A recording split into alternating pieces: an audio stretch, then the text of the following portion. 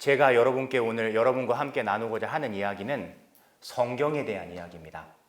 세번역 성경이 나오기 전에는 성경이라고 하지 않고 성서라고 했었어요. 책이라고 해서 거룩한 책이라고 했었습니다. 인류의 문화 안에 이 책이라는 매개체가 들어온 이후에 가장 많이 팔린 책이 바로 성경입니다. 여러분 잘 아실 거예요. 해리포터, 반지의 제왕 다 합쳐봐도 성경의 10분의 1도 안 됩니다. 성경은 인류가 책이란 걸 발명한 이래 가장 베스트셀러입니다. 그리고 비단 이 성서라는 책을 경전으로 삼는 그리스도교 신자들이 아니더라도 그 그리스도교와 전혀 상관없는 사람들도 이 성경을 통해서 본인들 인생의 나침반을 삼고 본인들 인생의 길을 찾습니다. 과연 이 성서란 책이 무엇이기에 이토록 사람들에게 많은 영향을 미칠까? 그래서 오늘 첫 시간의 주제는요, 성서란 무엇인가입니다. 젖과 꿀이 흐르는 땅에서 너희가 잘되고 크게 번성할 것이다. 이스라엘아 들어라. 주 우리 하나님은 한 분이신 주님이시다. 너희는 마음을 다하고 목숨을 다하고 힘을 다하여 주 너희 하나님을 사랑해야 한다. 오늘 내가 너희에게 명령하는 이 말을 마음에 새겨두어라. 너희는 집에 앉아 있을 때나 길을 갈 때나 누워 있을 때나 일어나 있을 때나 이 말을 너희 자녀에게 거듭 들려주고 일러주어라. 또한 이 말을 너희 손에 표징으로 묶고 이마에 표지를 붙여라. 그리고 너희 집 문설주와 대문에도 써놓아라. 감사합니다. 지금 여러분들께서 들으신 이 구절을 이스라엘 사람들은 이 밑에 나오죠? 쉐마 이스라엘이라고 부릅니다. 이 쉐마 이스라엘은 쉐마가 듣다의 명령형 동사예요. 그래서 들어라 이스라엘아 라는 뜻입니다. 이스라엘 사람들에게 구약 성경을 한 10줄 정도로 압축하면 어떻게 됩니까? 라고 물어보면 아마 100이면 100사람 다 이 구절을 떠올릴 거예요. 이 쉐마 이스라엘이라는 구절은 이스라엘이 그동안 가지고 있던 하느님께 대한 신앙과 그리고 하느님께 받은 은총과 아무튼 이스라엘과 하느님과의 관계된 모든 것을 다 압축시키는 말입니다. 이스라엘 사람들은 이 구절을 너무나 사랑했기 때문에 어느 정도로 사랑했었냐면요. 예전에는 이런 두루마리에다가 글씨를 썼죠. 두루마리에 글씨를 써서 조그맣게 마른 다음에 집 문 옆에다가 우체통 같은 걸 만들어 놓고 거기에 그 두루마리를 넣어 놓는 거예요. 그래서 언제 읽냐면 나갈 때 한 번, 들어갈 때 한 번. 하루에 10번을 왔다 갔다 한다면 총 20번을 읽게 되겠죠. 그리고 이것도 부족해가지고 이스라엘의 성인 남자들은 무엇까지 하고 다녔냐면 요즘에 여러분들 보시면 그 주교님이 머리에 쓰신 조그마한 모자 있죠. 그 모자가 원래 이스라엘 남자들은 성인식을 하고 나면 항상 쓰는 모자거든요. 이 조그만 모자를. 그런데 이 조그만 모자 이 끝에 잘 지피라고 이렇게 조그맣게 술을 하나 달아놔요. 그런데 이 술을 이마까지 오게 길게 늘여가지고 그 술 여기에다가 조그만한 갑을 만든 다음에 여기에다가 또 더 조그만한 두루마리에 이 구절을 쓰는 거예요.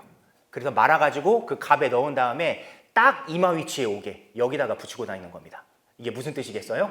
항상 내 머리에 이 말씀을 새겨놓는다는 의미예요. 이 정도로 이 말씀이 이스라엘 사람들에게 사랑받는 말씀입니다. 쉐마 이스라엘. 결국에는 이 말씀의 가장 골자는 무엇이? 그러니까 그럼 이제 여러분께 이걸 하나 여쭤보고 싶어요. 이 일곱 절의 말씀을 한 가지로 압축을 시켜본다면 바로 무엇이 될까요? 바로 기억입니다. 너 이스라엘아 들어라. 우리 주 하느님은 한 분이신 주님이시다. 마음을 다하고 목숨을 다하고 힘을 다하여 너희 하느님을 사랑하며 내가 너희에게 말하는 이 말을 마음에 새겨두어라. 첫 번째 기억하라고 나오죠. 언제 기억하냐면 앉아 있을 때, 길을 갈 때, 누워 있을 때, 일어날 때. 그리고 너 혼자 기억하는 것도 부족하니까 너희 자손들도 기억할 수 있도록 거듭거듭 들려주어라 라고 나옵니다. 결국 이 구절의 핵심은 기억이에요.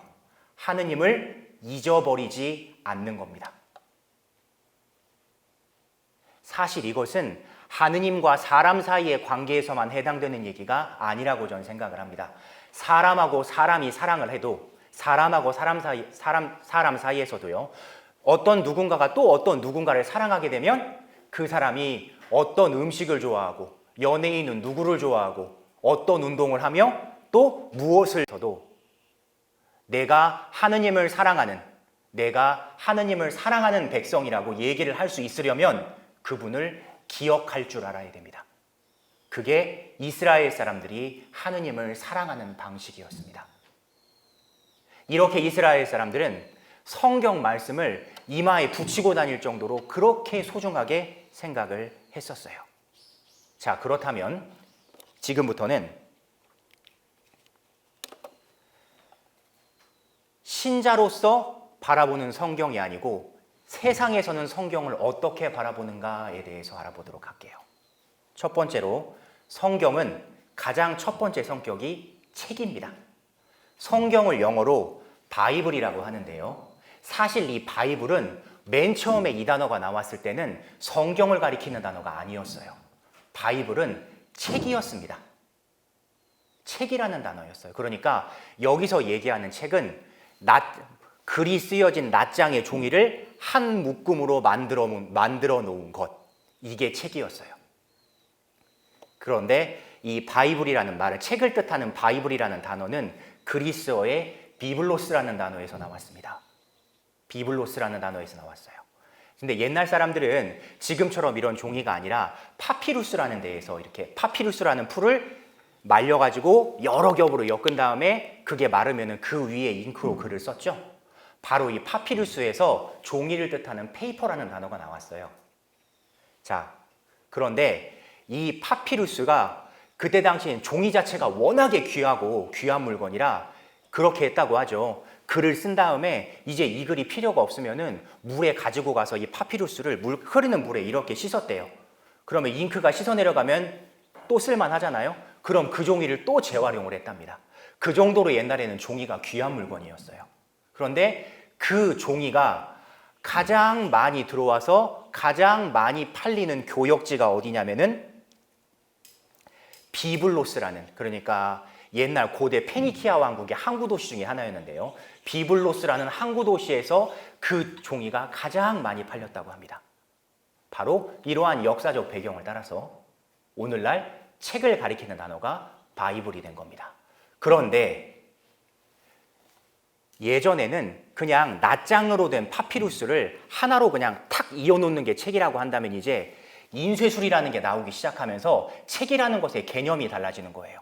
바로 1453년에 독일 사람 구텐베르크가 인쇄술을 발명하기 시작하면서 이제는 정말 깔끔하게 우리가 제본을 한다 그러죠. 이제 단순히 그냥 낱장에 종이를 엮어 놓는 게 아니라 제본을 딱 해서 정말 보기도 편하고 보관하기도 편하게 만들어 놓는 그런 현대의 우리가 책이라고 하는 그런 책이 처음으로 나오게 되는데, 구텐베르크가 인쇄술을 발명해서 그런 식으로 처음 제본한 책이 무슨 책이냐면 바로 라틴어 성서입니다.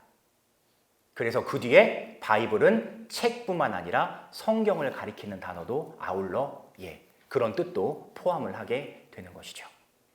그러니까 인류가 책이라는 걸 만들기 시작할 때 가장 첫 번째로 만든 책이 성경이에요. 적어도 서양에선 그렇습니다. 적어도 서양에선 그렇습니다. 자, 두 번째로 성경은 책이면서 동시에 경전입니다. 우리 그리스도교뿐만이 아니고 어느 종교에나 그 종교의 가르침을 표준적으로 적어놓은 경전이 항상 존재를 합니다. 자, 그렇다면 이 경전에 대해서 얘기를 하기 전에 우리들은 종교인이잖아요. 그렇죠? 이 종교란 과연 무엇인가에 대해서 여러분들하고 한번 생각을 해보고 싶어요. 종교는 한자로 마루종자에 가르칠 교자를 씁니다. 이 마루가 무슨 말이냐면 아마 이렇게 얘기하면 여러분은 다 아실 거예요. 호두로 만든 아이스크림 중에 제일 맛있는 아이스크림이 뭘까요? 체리로 만든 아이스크림 중에 제일 맛있는 게 마루는 순우리말로 꼭대기라는 뜻입니다. 그러니까 그 아이스크림은 전 세계 호두로 만든 아이스크림 중에 가장 맛있는 아이스크림이라는 거예요. 예. 그리고 여담을 잠깐 하자면 이 마루에서 무슨 단어가 나왔는 줄 아십니까? 요즘에 남편들이 본인의 아내를 편하게 일컫는 단어가 나왔어요. 그게 무엇이죠? 예, 마누라가 이 마루에서 나왔습니다. 그러니까 집안의 꼭대기는 누구예요? 예, 그렇습니다. 예, 그렇습니다. 예, 장가 안 간 게 얼마나 다행인지. 자, 아무튼 그러니까 종교는 마루종자에 가르칠 교자를 쓰는 거. 이게 무슨 뜻이냐면 사람이 자신의 온 인생을 통틀어서 배우는 모든 것 중에 가장 꼭대기가 되는 가르침이라는 뜻이에요. 학교에서 선생님께 배우고 부모님께 인생을 배우고 학교 선배에게 친구에게 길 가다 만난 잠깐 스치는 어떤 사람에게 인간은 수많은 것을 배우지만 인간이 배우는 그 수많은 것들 중에 가장 꼭대기에 설 수 있는 가르침이 바로 종교라는 겁니다. 그러니까 인간에게 이 정도의 가치가 있는 가르침을 전해주지 않는 종교는 쓸모가 없는 종교예요. 이런 가르침은 전해주지 않고 맨 교리나 강조하고 돈이나 내라 그러고 빠지지 말고 예배나 참석하라 그러고 이런 종교는 없는 게 낫습니다. 종교는 그 사람의 인생에서 꼭대기가 될 수 있는 가르침을 전해줄 수 있어야 해요. 이 경전을 그러니까 이 종교는 인간이 배우는 모든 것 중에 가장 꼭대기가 되는 가르침인 이 종교에 표준 가르침이 나와 있는 게 바로 경전입니다. 이 경전을 영어로 캐논이라고 하는데요. 카메라가 아닙니다. 영어로 캐논이라고 하는데 이 캐논이라는 단어는 그리스어의 칸나라는 단어에서 왔습니다. 칸나라는 단어에서 나왔어요. 이 칸나는 뭐냐면은 요즘처럼 센티미터, 제곱미터, 킬로그램 이렇게 길이나 무게나 넓이나 높이를 잴 수 있는 단위들이 풍부하지 않았던 시절에 그래도 뭘로 재기는 재야 되잖아요. 그런 때 옛날에 그 지중해 쪽에 가서 보면은 건조한 지방이다 보니까 거의 일자로 쭉 크게 자라는 풀이 하나가 나와요. 그 풀을 꺾어서 말린 다음에 자대용으로 썼답니다. 그게 바로 칸나입니다. 캐논이에요.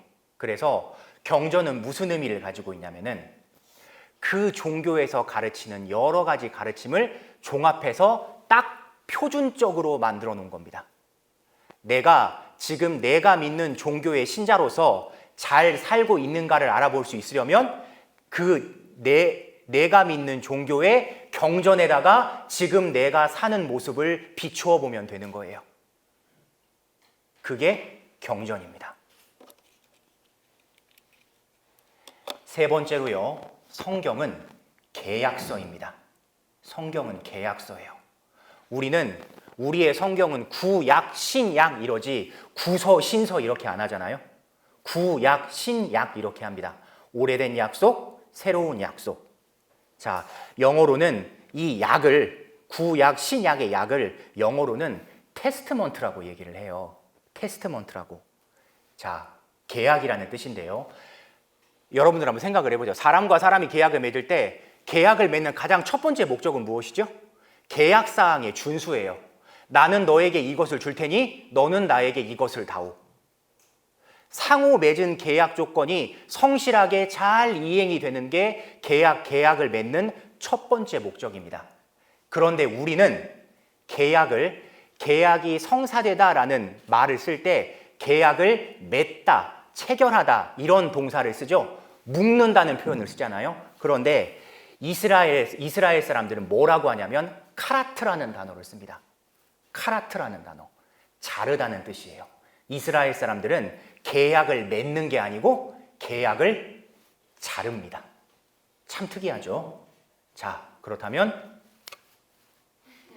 왔어요. 아브라함은 이 모든 것을 주님께 가져와서 반으로 잘라 잘린 반쪽들을 마주복에 차려놓았다. 자, 이 구절을 보면 왜 이스라엘이 계약을 자른다고 표현하는지가 아주 잘 나와 있습니다. 이스라엘이 계약을 자른다고 표현하는 이유는 계약에 쓰이는 계약물, 특히 인간과 하느님 사이의 계약에 있어서는 인간이 하느님께 계약의 표시로 바치는 제물을 항상 반으로 쪼개놔서 양쪽에 이렇게 놓는 거예요. 양쪽에. 의미가 뭐겠습니까? 계약을 어길 시에는 너도 이 제물처럼 반으로 쪼개져 죽을 거야 라는 뜻입니다. 계약사항이 불이행됐을 시에 얼마나 끔찍한 결과가 오는지를 경각심을 일깨워주기 위해서 이렇게 합니다. 그래서 계약을 자른다라고 표현을 해요. 자, 그리고 두 번째로 계약을 영어로 테스트먼트라고 하는데 여기를 보시면 테스트먼트라고 하는데 여기를 보시면 제가 이 부분만 대문자로 써놨죠. 자, 테스트는 무슨 뜻입니까? 그렇죠. 계약이란 단어 안에 시험이란 단어가 들어가요. 이게 무슨 뜻이겠어요? 누군가와 계약을 맺으면 항상 시험의 순간이 다가온다는 겁니다. 그 계약을 맺은 당사자들 간에 계약 사항을 잘 준수하도록 이렇게 계약을 맺으면은 그 계약 사항이 안 준수될 수도 있을 법한 테스트의 상황이 항상 다가온다는 거예요. 그게 나의 나태함이나 게으름으로 인해서 오든지 아니면 어쩔 수 없는 외부적인 요인에서 오든지 항상 계약에는 시험의 순간이 따라옵니다. 하느님과 계약을 맺은 이스라엘 사람들도 마찬가지예요. 여러분들 구약 성경을 보시면 이스라엘이 계약 사항을 잘 준수했다는 말이 많이 나옵니까? 아니면 제대로 준수하지 못했다는 말이 많이 나옵니까? 대부분 제대로 준수하지 못했다는 말이 많이 나와요. 항상 시험에 들어가는 겁니다. 예. 하느님 말고 다른 신에 대한 유혹에서 오는 시험, 그리고 이스라엘이 국가라는 것을 만들고 난 다음부터는 발달된 선진 문명을 받아들이기 위한 외국 문화에 대한 유혹에 대한 시험, 이렇게 5만 가지 시험이 이스라엘을 괴롭히고 그 시험에 많이 걸려 넘어지는 이스라엘의 모습을 우리가 볼 수가 있어요. 그래서 항상 계약에는 테스트의 순간이 오는 겁니다. 그런데요, 이 계약은 조건이 있습니다. 가장 첫 번째로는 2 이상의 계약 당사자가 필요해요. 이스라엘과 하느님의 경우로 하면 하느님과 인간이겠죠. 이스라엘을 대표로 하는. 그리고 두 번째로는 계약 조건이 필요합니다. 내가 이 사람에게 이만큼을 주면 그 사람도 그에 상응하는 무언가를 나에게 주어야 해요. 만약에 그러니까 계약은 서로 동등해야 맺을 수 있는 겁니다. 서로 동등하지 못한 상태에서 맺는 계약은 계약이 아니에요. 그래서 우리가 일본과 맺은 계약을 을사보호, 예전에는 제가 배운 교과서에는 조약이라고 돼 있었거든요.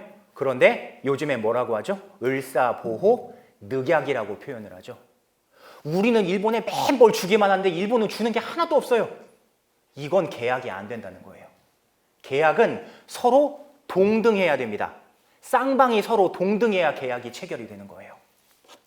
자, 쌍방이 서로 동등해야 계약이 체결된다는 것을 전제 조건으로 하고 본다면 창조 직후에 하느님과 인간은 창조주와 피조물의 관계였습니다. 그런데 이 관계를 인간이 깨요. 그 먹지 말라고 한 그 과일 사과인지 벤지 그거 먹어버려가지고, 예. 그래가지고 관계가 깨져요. 그래서 쫓겨납니다. 그런데 하느님은 아브라함이라는 사람을 대표로 해서 다시 불러요. 그래서 이제는 창조주와 피조물이 아니라 계약 당사자 1대 계약 당사자 2로 이제 계약이라는 관계를 새로 맺으십니다. 이것은 무엇이냐면은 인간을 하느님과 동등한 위치에 올려주신다는, 제가 아까 말씀드렸죠? 서로 동등하지 않으면 계약을 맺을 수가 없다고. 하느님께서 자 이리 와야 계약 맺자 하시는 그 순간 인간은 하느님과 동등한 위치에 서는 겁니다. 하느님이 인간을 본인과 동등한 위치에 올려주신 거예요. 한 번 죄를 지어서 관계가 깨졌음에도 불구하고 하느님께서는 예전 관계보다 훨씬 더 높은 지위로 인간을 올려주시는 겁니다.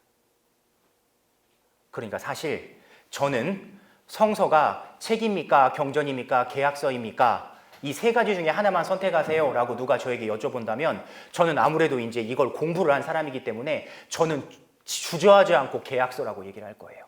왜냐하면 이 성서가 계약서라는 이거 안에 하느님께서 인간을 얼마나 사랑하시는지가 들어있어요. 순전히 본인의 잘못으로 쫓겨난 사람을 다시 불러와가지고 예전보다 더 높은 관계에 올려주신 거예요. 그래서 적어도 저에게는 성서는 계약서입니다. 인간을 하느님과 동등하게 만들어주는 것. 저에겐 그렇습니다. 자, 그렇다면 이제부터는 나에게 성경은 무엇인가? 아까 첫 번째가 성경은 무엇인가였죠? 이제 두 번째 주제가 나에게 성경은 무엇인가? 라는 주제로 얘기를 한번 해보도록 할게요. 자, 왔습니다. 예.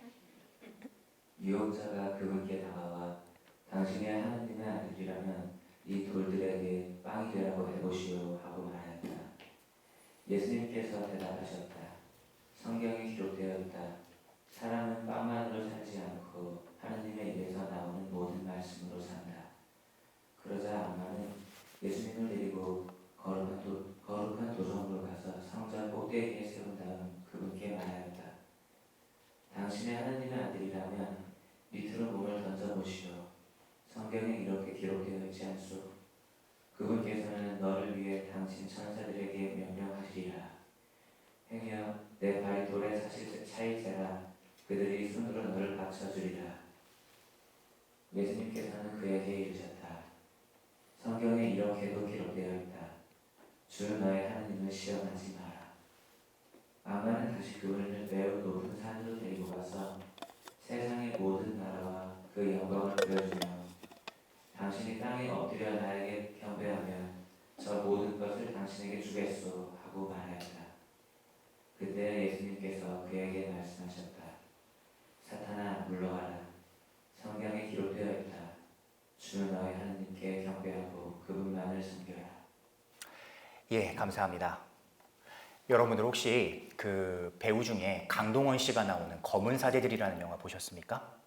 예, 저도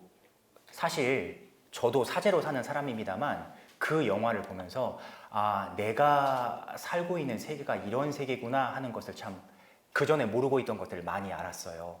그 중에 첫 번째가 뭐냐면은 수단이 저렇게 멋있는 옷이었구나. 어쩜 저렇게 내가 입었을 때랑 다를까. 예. 그리고 거기 보면 왜 강동원 씨가 아기 돼지 한 마리 안고 다니잖아요. 돼지가 저렇게 귀여운 동물이었구나. 예, 그런 걸 많이 느꼈어요. 그리고 또 하나 느낀 게 뭐냐면은 그 검은 사제들이라는 영화 첫 번째 대목에서 보면은 막 차가 막 가다가 막 교통사고가 나는 대목이 나와요. 그런데 그 장면과 동시에 이태리 신부님 두 분이 서로 대화를 하는 게 있습니다. 연세가 지긋하신 할아버지 신부님하고 한 제 나이 정도 된 젊은 신부님이 대화를 하는데 젊은 신부님이 물어봐요. 신부님, 왜 악마는 세상에 본인의 모습을 드러내지 않을까요? 세상에 본인의 모습을 드러내면 사람들이 무서워서라도 악마를 따를 텐데. 그러니까 그 할아버지 신부님이 뭐라고 하시냐면 만약에 사람들이 악마의 존재를 믿게 되면 하느님도 믿게 될까 봐 그런다고 그런 말씀을 하셨어요. 악마의 가장 첫 번째 목적은 본인이 세상에 드러나는 게 아니라 사람들이 하느님께 등을 돌리게 하는 거예요. 악마를 영어로 디아볼로라고 하죠. 예, 이것도 역시 디아볼로스라는 그리스어 단어에서 왔습니다. 디아라는 단어하고 볼로스라는 단어가 합쳐진 단어인데요. 조금 해석하기가 어렵지만 굳이 해석을 하자면 사이에 서 있는 존재라는 뜻이에요. 사이에 서 있는 존재. 그러니까 악마란 어떤 존재냐면은 하느님과 사람과 사람 사이에 서서 하느님으로부터 하느님이 사람으로 가는 것도 맞고 사람이 하느님으로부터 가는 것도 맞고 사람과 사람 사이의 소통도 맞고 아무튼 가운데에 서서 소통을 막는 것들은 다 악마입니다. 악마가 여기에 뿔 달리고 손발도 길고 이런 게 악마가 아니라 사람과 하느님 사이에 사람과 사람 사이에 소통을 막으면 그건 무조건 다 악마입니다. 심지어 사람의 모습을 하고 사람의 행동을 하고 있어도 지금 내가 하는 말이 지금 내가 하는 행동이 내가 속한 공동체의 일치를 깨거나 내가 속한 공동체의 소통을 방해한다면 나는 나도 모르는 새에 악마의 오른팔을 거들어주고 있는 거나 똑같아요. 자, 이렇게 악마의 첫 번째 목적은요, 본인이 세상에 딱 드러나서 유명해지는 게 아니고 사람들이 하느님을 모르게 되거나 아니면 하느님이 있는지조차도 모르고 살게 하는 거예요. 그래서 우리가 그런 얘기가 있죠. 이단보다 더 위험한 게 무신론이라고. 그런 얘기가 있습니다. 이단보다 더 위험한 게 무신론이라고. 어쨌든 이단이라는 거는 잘못 믿어서 그렇지 신이 계시다는 걸 알고는 있는 거잖아요. 인정은 하고 있는 거잖아요. 그런데 무신론은 어디서부터 시작해야 될지를 모르는 거예요. 신이 없다고 얘기를 해버리니까. 그래서 이단보다 무신론이 훨씬 더 무서운 겁니다, 여러분. 그리고 악마가 노리는 게 바로 그거예요. 우리가 하느님을 계시는데 안 믿게 하는 것도 악마의 목표지만 가장 최종적인 목표는 하느님이 없다고 생각하게 하는 겁니다. 신이 세상에 있어? 이렇게 의심하게 하는 것이죠. 자, 그런데 이렇게 나쁜 짓만 골라서 하고 다니는 악마도요. 여기서 보시면은 악마와 예수님의 한판 싸움이 나오죠. 예수님은 40일을 굶으셔가지고 무척 지치신 상태에서 핸디캡을 여러 가지를 안고 이제 싸우고 계십니다. 당신이 하느님의 아들이라면 이 돌들에게 빵이 되라고 해보시오. 당신이 하느님의 아들이라면 이 돌들에게 빵이 되라고 해보시오. 라는 말에 예수님께서는 사람의 빵만으로 사는 것이 아니라 하느님의 입에서 나오는 말씀으로 산다 라고 구약 성경에 기록되어 있다 라고 말씀을 하시거든요. 여러분들이 복음서를 잘 읽어보시면 알겠지만요, 예수님만큼 구약 성서 덕후가 안 계세요. 정말 예수님께서는 구약 성경을 사랑하시는 분이었어요. 자, 이렇게 예수님께서는 악마의 첫 번째 유혹을 성경 말씀으로 물리치십니다. 그리고 이제 악마가 두 번째로 예수님을 유혹을 하려고 성전 꼭대기에 딱 세운 다음에 이제는 어떻게 유혹을 하죠? 성경 말씀을 가지고 유혹을 해요. 첫 번째는 예수님이 성경 말씀을 가지고 방어해서 졌으니까 이제는 본인도 성경 말씀을 가지고 예수님께 공격을 하는 겁니다. 세 번째도 마찬가지예요. 이렇듯이 선한 지향을 가진 예수님이나 악마나 성경을 참 좋아합니다. 이것을 예수님과 악마의, 그러니까 신대 악마의 싸움이 아니고 인간 세계 쪽으로 내려와서 생각을 해봐도 선인이나 악인이나 선한 지향을 가진 종교인이나 악한 지향을 가진 종교인이나 성경을 참 좋아합니다. 선한 지향을 가진 종교인은 본인을 더 선하게 하기 위해서 성경을 찾고, 악한 지향을 가진 종교인은 본인의 악한 지향을 더 굳게 하기 위해서 성경을 찾습니다. 우리가 언뜻 생각하기로는 나쁜 사람들은 성경에 손도 드라큘라처럼 성경 이렇게 표지만 갖다 대도 막 눈부셔가지고 이래야 될 것 같은데, 사실 사람들 사이에서는 나쁜 지향을 가진 사람들이 성경을 훨씬 더 좋아합니다. 자, 이쯤 되면 여러분들 생각나는 사람들 없으신가요? 신천지 신자들이 하루에 성경 공부를 몇 시간 한다고 그러죠? 제가 아는 것만 5시간입니다. 제가 아는 것만 5시간이에요. 제가 외국에서 공부할 때 평일에 죽어라고 공부해도 5시간이었습니다. 신부인 저도. 근데 그 사람들은 하루 종일을 그것만 하는 거예요. 그리고 5시간 성경 공부하면 뭐 하러 가요? 이제 놀러 가는 게 아니고 공부한 거 이제 포기하러 가잖아요. 제가 말씀드렸죠? 악한 지향을 가진 사람들도 성경을 참 좋아합니다.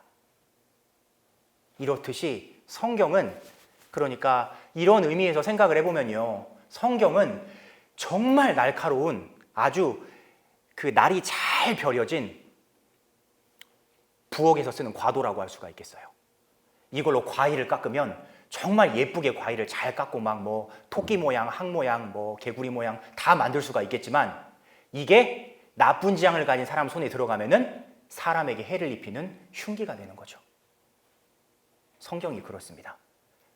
신약성서에도 그런 말이 있죠. 하느님의 말씀은 살아있고 힘이 있으며 어떤 쌍날칼보다도 더 날카로워 사람의 관절을 가르고 골수를 쪼개어 그 숨은 생각을 드러나게 합니다. 성경에서 나와요. 성경 말씀은 날카로운 칼 같다고. 그러니까 이 날카로운 칼을 가지고 좋은 데에 쓰면은 정말 좋은 일이 일어나는 거고, 나쁜 일에 쓰면은 정말 나쁜 일이 일어나게 되는 거죠.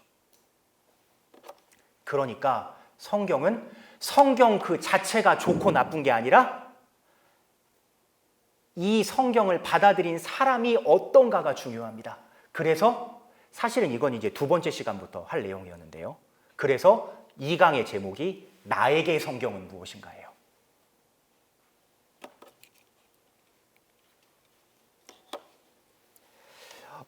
본격적으로 얘기를 들어가기 전에요. 그러니까 사실은 이 이야기는 이제 저처럼 이제 성경을 공부를 하는 사람들에게 관련이 좀 깊고, 여러분들은 솔직히 몰라도 되는 내용입니다. 그런데 몰라도 되는 내용이라는 거는 어떻게 되겠어요? 알면 최소한 잘난 척은 할 수 있어요. 예. 그러니까 잘난 척거리 하나 늘린다 생각을 하고 들어주시기 바랍니다. 그 신에 대해서 공부하는 학문을 신학이라고 우리가 얘기를 하죠. 그런데 그렇다 보니까 이제 우리 신부님도 그러시겠지만, 학사님들이 이 신학교에서 공부하는 모든 과목들 뒤에는 다 신학이 들어갑니다. 하여튼 신학으로 끝나면 다 신학교 과목이라고 생각하시면 돼요. 고등학교 때 배웠던 윤리가 신학교에 와서 배우면 어떻게 되죠? 윤리 신학이 되는 거예요. 예. 그리고 올해 주교님께서 교서를 통해서 올해는 교리에 좀 더 집중하자라는 이제 해가 됐죠. 그 교리를 신학교에서 배우면은 교의 신학이 되는 겁니다. 그리고 역사를 신학과 같이 배우면은 역사 신학이 되는 거고요. 그리고 전례를 신학과 같이 배우면 전례 신학이 되는 거예요. 자, 그렇다면 성경을 신학적으로 배우면 뭐가 되겠어요? 성경 신학이 되겠죠. 그런데 이 성경신학이라는 과목이 언제 형성됐는지를 아십니까? 나와 있잖아요. 아시잖아요, 여러분. 나와 있으니까 여기. 예, 여기 나와 있어요. 언제 형성됐는지 아십니까? 그렇죠. 예. 성경이 그리스도교 신자들의 손에 들어온 지는 몇천 년이 됐는데, 성경을 가지고 신학을 하는 것은 이제 100년이 좀 넘었어요. 굉장히 아이러니한 일 아닙니까? 그렇죠? 그렇기 때문에 제가 지금 여러분에게 말씀을 드리고 싶은 것은 1920년대까지 우리 가톨릭 교회는 성서를 어떻게 대했는가입니다. 왜냐하면 지금 이렇게 좀 안 좋은 걸 얘기해놔야 두 번째 시간부터 얘기할 좋은 게 엄청 크게 느껴지거든요. 예. 성경이라는 걸 맨 처음에 발견을 했을 때, 그리고 성경이라는 게 학문의 세계로 들어오기 시작했을 때, 우리 가톨릭에서는 목표가 두 가지였어요. 그 목표가 뭐냐면, 첫 번째로 원본을 찾는 겁니다. 이 원본이란 건 뭐냐면은 그때 당시에 그 파피루스나 양피지나 그런 거기에 쓰여졌던 문헌들 있잖아요. 그것을 찾는 거예요. 그리고 두 번째는 원문을 찾아서 그 원문을 잘 번역을 한 다음에 원문 안에 숨겨진 뜻을 찾는 겁니다. 그러니까 요즘 말대로 하면은 원조를 찾는 거예요. 원조를. 예. 근데 지금 사실은 성서는 그렇습니다. 그러니까 이제 성서 학계에서는 그냥 재미삼아 이런 얘기를 해요. 성서는 가장 오래된 사본은 있어도 원본은 없다라고 얘기를 합니다. 이러다 보니까 항상 역사적 사실에 근거를 하고 제가 앞서 말씀드린 그래요죠. 항상 팩트에만 근거해가지고 성서를 대하다 보니까 성서가 어떻게 되냐면은 앞서 말씀을 드린 경전이나 계약서로서의 의미는 점점 희미해지고 그냥 사람이 공부할 때 쓰는 일반 학문서적 같은 의미가 돼버리는 거예요. 그러다 보니까 성서가 사실 공부하는 사람들은 이렇게 돼도 상관이 없어요. 그런데 문제는 무엇이냐면 신자분들에게는 성경이 점점 멀어진다는 거죠. 신자분들에게는 성경이 점점 멀어진다는 거죠. 우리 부국장 신부님, 이 청년들이 성서를 가지고 이렇게 세미나를 하고 사도직 활동을 한 시간이 몇 년이나 됐습니까? 청년 성선에 20년. 예.